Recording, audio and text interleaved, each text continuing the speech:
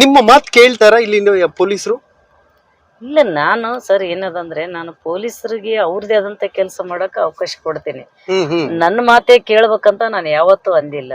ಇಲ್ಲೇನಾಗ್ಯದ ಅಂತಂದ್ರೆ ಇವಕ್ಕೆಲ್ಲ ನಾನು ತಪ್ಪ ಮರಳು ಅಕ್ರಮ ಮರಳನ್ನ ನಿಲ್ಲಿಸ್ರೇನ ತಪ್ಪ, ಇಲ್ಲ ಅಂತಂದ್ರೆ ಮಟಕ ನಿಲ್ಲಿಸ್ರನ ತಪ್ಪ, ಇವೆಲ್ಲ ಅವ್ರಿಗೆ ಒಂದ್ ಹೆಸರು ಬರೋಂತದ್ದಲ್ಲ, ಅವ್ರ ಜವಾಬ್ದಾರಿ ಅಲ್ಲ ಪೊಲೀಸರದು.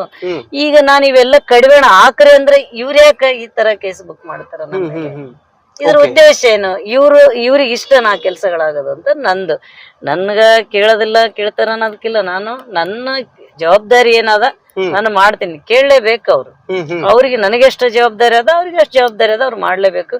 ಯಾವ್ದಿಲ್ಲ. ಯಾಕಂತಂದ್ರೆ ನನಗ ನೋವಾದದ್ದೇನಂದ್ರೆ 50 ಜನ ಪೊಲೀಸರು ಒಗ್ಗಟ್ಟಾಗಿ ಹೋಗಿ MLA ಅವ್ರ ಕಡೆಯಿಂದ ಜೀವ ಭಯ ಅದ ಅಂತೇಳಿ ಅವರೆಲ್ಲ ಒಂದು SP ಅವರಿಗೆ ದೂರು ಕೊಡ್ತಾರಲ್ಲ ನನ್ನ ಮೇಲೆ, ಅದು ಬಹಳ ನೋವಿನ ಸಂಗತಿ ಅಂತ ಹೇಳ್ಬೋದು. ಯಾಕಂದ್ರೆ ರಕ್ಷಕರೇ ಇವತ್ತು ನಮಗ ಭಯ ಅದಂದಾಗ ನನ್ನ ತಾಲೂಕನ್ನ ರಕ್ಷಣೆ ಮಾಡೋರು ಯಾರು?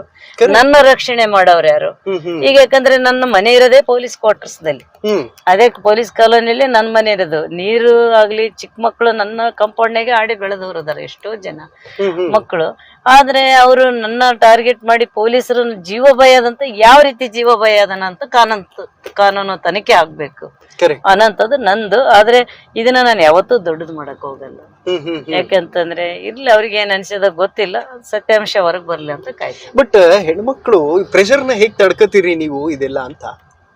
ನಿಜವಾಗ್ಲು ಅದೊಂದು ದೇವ್ರೇನೋ ನನಗ ಒಂದ್ ಧೈರ್ಯ ಕೊಟ್ಟನ್ ಸರ್. ನಿಜವಾಗ್ಲು ಅದು ಒಂದು ನನಗ ನಮ್ಮ ಮನೆಗೆ ಹೇಳ್ತಿರ್ತಾರ, ನಿನ್ನಷ್ಟು ತಾಳ್ಮೆ ಹೆಂಗ ಸಹಿಸ್ಕೊಂತಿದ್ದೆ ಅಂತ.